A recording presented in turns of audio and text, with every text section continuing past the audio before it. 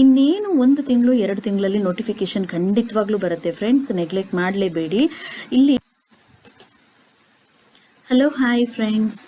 So ಇವತ್ತು ನಾನು ಇನ್ನೊಂದು ಹೊಸ ವಿಷಯದ ಜೊತೆ ಬಂದಿದ್ದೀನಿ, ಅದು HSTR ರಿಕ್ರೂಟ್ಮೆಂಟ್. ಸೊ ಇಲ್ಲಿ ನಮಗೆ ಸ್ವಲ್ಪ ಮಾಹಿತಿಯನ್ನು ಕೊಟ್ಟಿದ್ದಾರೆ. ಅಂದರೆ HSTR ರಿಕ್ರೂಟ್ಮೆಂಟ್ ಆಗೋದಂತೂ ಖಂಡಿತ. ಇನ್ನೇನು 1 ತಿಂಗಳು 2 ತಿಂಗಳಲ್ಲಿ ನೋಟಿಫಿಕೇಶನ್ ಖಂಡಿತವಾಗ್ಲೂ ಬರುತ್ತೆ ಫ್ರೆಂಡ್ಸ್, ನೆಗ್ಲೆಕ್ಟ್ ಮಾಡಲೇಬೇಡಿ. ಇಲ್ಲಿ ನೀವು ನೋಡ್ಬೋದು, ಶಾಲಾ ಶಿಕ್ಷಣದಲ್ಲಿ 2 ವರ್ಷ ಪೂರ್ವ ಪ್ರಾಥಮಿಕ, 8 ವರ್ಷ ಪ್ರಾಥಮಿಕ ಹಾಗೂ 4 ವರ್ಷ ಪ್ರೌಢ ಶಿಕ್ಷಣವನ್ನು ಅನುಸರಿಸುವುದು. ಇದು ಈ ಮೆಥಡನ್ನು ಏನು ಚೇಂಜ್ ಮಾಡ್ತಾ ಇದ್ದಾರೆ, ನೀವಿಲ್ಲಿ ಹೆಡ್ಲೈನನ್ನು ನೋಡ್ಬೋದು. 8ನೇ ಕ್ಲಾಸ್ವರೆಗೆ ಪ್ರಾಥಮಿಕ, 12ನೇ ಕ್ಲಾಸ್ವರೆಗೆ ಹೈಸ್ಕೂಲ್. ಈಗ ಏನು ಮೆಥಡ್ ಇತ್ತು ಅದೆಲ್ಲ ನಿಮ್ಗೆ ಗೊತ್ತುಂಟು.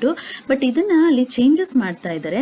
ಇದನ್ನ ಚೇಂಜಸ್ ಅನ್ನ ಮಾಡಿ ನಿಮ್ಮನ್ನ ಈಗ ರಿಕ್ರೂಟ್ಮೆಂಟ್ ನೋಟಿಫಿಕೇಶನ್ ಅನ್ನ ಬಿಡ್ತಾರೆ ಅಂದ್ರೆ ಕೆಲವೊಂದು ಬದಲಾವಣೆಗಳು ಆಗುವಂಥದ್ದು ಸಹಜ. ಸೊ ಇಲ್ಲಿ 2 ವರ್ಷ ಪೂರ್ವ ಪ್ರಾಥಮಿಕ, 8 ವರ್ಷ ಪ್ರಾಥಮಿಕ ಹಾಗೂ 4 ವರ್ಷ ಪ್ರೌಢ ಶಿಕ್ಷಣ ಅನುಸರಿಸುವುದು. ಅಂದರೆ 2+8+4 ಇದರ ಆಧಾರದಲ್ಲಿ 2 ವರ್ಷ ಪ್ರೈಮರಿ, ನಂತರ 8 ವರ್ಷ ಪ್ರಾಥಮಿಕ ಹಾಗೂ 9ರಿಂದ 12 ತರಗತಿಯವರೆಗೆ ಪ್ರೌಢ ಶಿಕ್ಷಣವನ್ನು ಅನುಸರಿಸುವುದು. ಯಾವುದೇ ರೀತಿ PUC ಅನ್ನೋ ಕಾನ್ಸೆಪ್ಟೇ ಇರೋದಿಲ್ಲ ಫ್ರೆಂಡ್ಸ್ ಇನ್ನು. ಸೊ ಇಲ್ಲಿ 9ರಿಂದ 12ನೇ ತರಗತಿಯವರೆಗೆ ಪ್ರೌಢ ಶಿಕ್ಷಣ ಅಂತ ಹೇಳಿ ಕೊಡ್ತಾ ಇದ್ದಾರೆ. 1ನೇ ತರಗತಿ ಪ್ರವೇಶಕ್ಕೆ 6 ವರ್ಷ ವಯಸ್ಸು, ಆದರೆ ಅದರಲ್ಲಿ ಎಷ್ಟು ತಿಂಗಳು ವಿನಾಯಿತಿಯನ್ನು ಕೊಟ್ಟಿದ್ದಾರೆ, 3 ತಿಂಗಳುಗಳ ಕಾಲ ವಿನಾಯಿತಿಯನ್ನು ಕೂಡ ಕೊಟ್ಟಿರುವಂಥದ್ದು. ರಾಜ್ಯದಲ್ಲಿ ಪ್ರೌಢ ಶಿಕ್ಷಣವನ್ನು ಅಂದರೆ 9ರಿಂದ 12ನೇ ತರಗತಿ ಎಲ್ಲರಿಗೂ ದೊರೆಯಲು ಅನುಕೂಲವಾಗುವಂತೆ ಸಾರ್ವತ್ರೀಕರಿಸುವುದು. ವಲಸೆ ಕಾರ್ಮಿಕರ ಮಕ್ಕಳಿಗಾಗಿ ವಸತಿ ಶಾಲೆಯನ್ನು ಪ್ರಾರಂಭ ಮಾಡುವಂಥದ್ದು. ಈ ಏನು ಅತಿಥಿ ಶಿಕ್ಷಕರು ಅಂತ ಏನು ಒಂದು ಕಾನ್ಸೆಪ್ಟ್ ಇತ್ತು ಅದನ್ನು ತೆಗೆದುಹಾಕಿ ಪರ್ಮನೆಂಟ್ ಆಗಿ ಶಿಕ್ಷಕರನ್ನ ಅಪಾಯಿಂಟ್ ಮಾಡುವಂಥದ್ದು. ಇದಿಷ್ಟು ಅಂಶಗಳನ್ನು ಇಟ್ಕೊಂಡಿದ್ದಾರೆ. ಇಲ್ಲಿ ನಾವು ಮೇನ್ ಆಗಿ ನೋಡ್ಬೇಕಾಗಿರುವಂತದ್ದು ಈ ಒಂದು ಕಾನ್ಸೆಪ್ಟ್. ಏನು ಪ್ರೈಮರಿ ಅಂತ ಮಾಡಿದ್ದಾರೆ, ಏನು ಪ್ರಾಥಮಿಕ, ಏನು ಹೈಸ್ಕೂಲ್ ಅಂತ ಮಾಡ್ತಾ ಇದ್ದಾರೆ. ಇಲ್ಲಿ PUC ಅನ್ನೋ ಕಾನ್ಸೆಪ್ಟ್ ಅನ್ನ ತೆಗಿತಾ ಇದ್ದಾರೆ ಅಂತ ಹೇಳಿದ್ರೆ, PUC ಅನ್ನೋ ಕಾನ್ಸೆಪ್ಟ್ ಅನ್ನ ತೆಗೆಯುವಾಗ ಇಲ್ಲಿ ಅವರು PG ಅನ್ನ ಅವರು ಇಂಪಾರ್ಟೆನ್ಸ್ ಕೊಡ್ಬೋದು. ಯಾಕೆ ಅಂತ ಹೇಳಿದ್ರೆ ಈಗ PUCಗೆ ಟೀಚ್ ಮಾಡ್ತಾ ಇರುವಂತಹ ಎಷ್ಟೋ ಜನ PG ಕಂಪ್ಲೀಟ್ ಆಗಿದ್ರೆ ಮಾತ್ರ ಅವರಿಗೆ ಅಲ್ಲಿ ರಿಕ್ರೂಟ್ಮೆಂಟ್ ಆಗ್ತಾ ಇರುವಂತದ್ದು PUCಗೆ. ಈಗ ಇದನ್ನ ಹೈಸ್ಕೂಲ್ ಅಂತ ಮಾಡುವಾಗ PUC ಮಕ್ಕಳಿಗೆ ಟೀಚ್ ಮಾಡಬೇಕಾದ್ರೆ ನಮ್ಮ ಒಂದು PG ಕೂಡ ಪೋಸ್ಟ್ ಗ್ರಾಜುಯೇಷನ್ ಕೂಡ ತುಂಬಾನೇ ಇಂಪಾರ್ಟೆಂಟ್ ಆಗಿರುತ್ತೆ. ಸೊ ಇಲ್ಲಿ BA, BEd plus post graduation ಇದು 3ಕ್ಕೂ ಕೂಡ ಇಂಪಾರ್ಟೆನ್ಸ್ ಕೊಡಬಹುದು ಅಂತ ಹೇಳಿ ನನ್ನ ಒಂದು ಅಭಿಪ್ರಾಯ ಫ್ರೆಂಡ್ಸ್.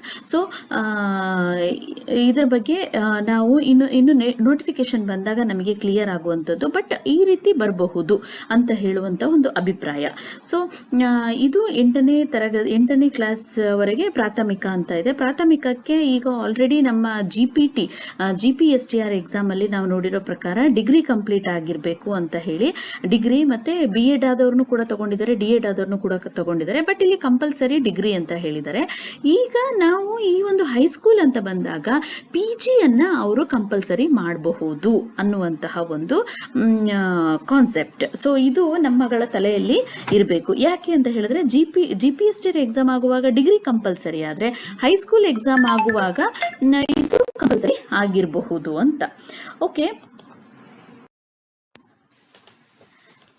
ಈಗ ನಾವು ಈ ಒಂದು 8ನೇ ಕ್ಲಾಸ್ವರೆಗೆ ಪ್ರಾಥಮಿಕ ಇದನ್ನು ನಾವೇನು ನೋಡ್ತಾ ಇದ್ದೀವಿ ನೋಡಿ. ಉನ್ನತ ಶಿಕ್ಷಣದಲ್ಲಿ ಹಿಂದೆ ಇದ್ದ ಇದು ಕಾನ್ಸೆಪ್ಟ್ ಹೋಗ್ತಾ ಇದೆ.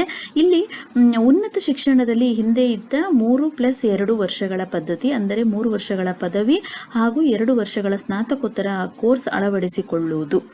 ಈ 4 ವರ್ಷ ಪದವಿ ಕೋರ್ಸ್ ಕೈ ಬಿಡುವುದು.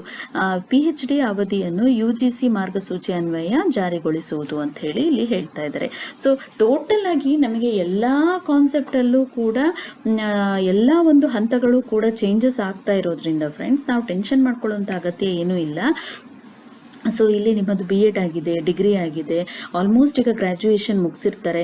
ಗ್ರ್ಯಾಜುಯೇಷನ್ ಅಕಸ್ಮಾತ್ ಆಗಲಿಲ್ಲ ಅಂದರೆ ಇನ್ನೂ ನೀವು ಮಾಡ್ಕೊಳ್ಬಹುದು, ಅದಕ್ಕೆ ಮಾಡ್ಕೊಳ್ಳೋದಕ್ಕೆ ಅವಕಾಶನೂ ಕೂಡ ಕೊಡಬಹುದೇನೋ. ಸೊ ಈ ರೀತಿಯಾದ ಪಾಸಿಟಿವ್ ಥಾಟಿಂದನೇ ನಾವಿರೋಣ ಅಂತ ಹೇಳ್ತೀನಿ. ಸೊ ಇದಿಷ್ಟು ನಾನು ನಿಮ್ಮ ಜೊತೆ ಶೇರ್ ಮಾಡ್ಕೊಳ್ತಿರೋಂಥ ಮಾಹಿತಿ. ನಾನು ಹೇಳಿದೆ ಫೈನಲ್ ಅಂತ ಅಲ್ಲ. ಸೊ ನಾನು ಫೈನಲ್ ಆಗಿ ಇದೇ ರೀತಿ ಇರುತ್ತೆ ಅಂತ ಹೇಳ್ತಾ ಇಲ್ಲ.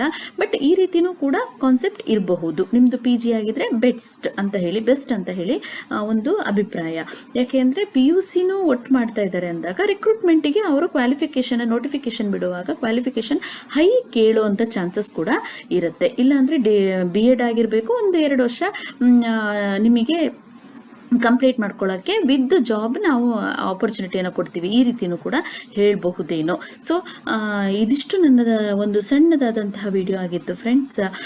ನಿಮಗೆ ವಿಡಿಯೋ ಇಷ್ಟ ಆಗಿದೆ ಪ್ಲೀಸ್ ಒಂದು ಪುಟ್ಟ ಲೈಕ್ ಮಾಡಿ, ಹಾಗೆ ಶೇರ್ ಮಾಡಿ, ಹಾಗೆ ನಮ್ಮ ಚಾನಲನ್ನು ಸಬ್ಸ್ಕ್ರೈಬ್ ಮಾಡೋದನ್ನು ಮರಿಬೇಡಿ ಅಂತ ಹೇಳ್ತೀನಿ. ಇದು ಯಾರಿಗೆಲ್ಲ ಯೂಸ್ ಆಗುತ್ತೆ ಅವ್ರ ಜೊತೆ ಇದನ್ನು ಶೇರ್ ಮಾಡ್ಕೊಳ್ಳಿ ಅಂತ ಹೇಳ್ತಾ ಟೇಕ್ ಕೇರ್, ಬಾಯ್.